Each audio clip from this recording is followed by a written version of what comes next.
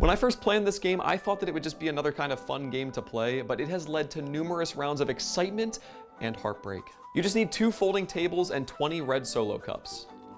Set up your 2 tables end to end and place 10 cups on each table. The purpose of this game is to throw a Frisbee into all 10 of the cups on your table, either knocking them onto their side or by hitting them off completely. Each team needs to stand behind a line that you've established, which is around 10 feet off of the tables. Next, you'll split your group into 2 teams, and each team will have their own table. So to avoid having to chase the Frisbees all over the place during the game, we put half of each team on either side of their table. That way, when someone from your team throws the Frisbee towards their cups, they're conveniently throwing towards their teammate on the opposite side. Also, since we had an odd number of people on each team, we established a rotation where when you threw the Frisbee, you then ran to the other side. That way everyone threw the same number of times. Knocking off the cups may seem easy, but it can be trickier than it looks. The thing I love about putting the 2 tables close to each other is that sometimes a player will accidentally knock off enemy cups, helping the other team out. We played round 1 this way, but of course we made it better by adding twists to the future rounds. For round 2, I made everyone throw with their non-dominant hand, as if the Frisbees weren't flying chaotically enough. For the next round, I made them stand even further away from the tables so that they had to be even more precise. And of course, my favorite twist, we stacked 2 tables on top of each other so that the cups were at eye level. And we figured why stop there, because for the final round, we triple stacked the tables so that everyone was trying to throw up at the cups. This game seems so simple, but it's actually really intense. No lead is enough to be safe, and the rush that you feel when you knock that last cup down is amazing.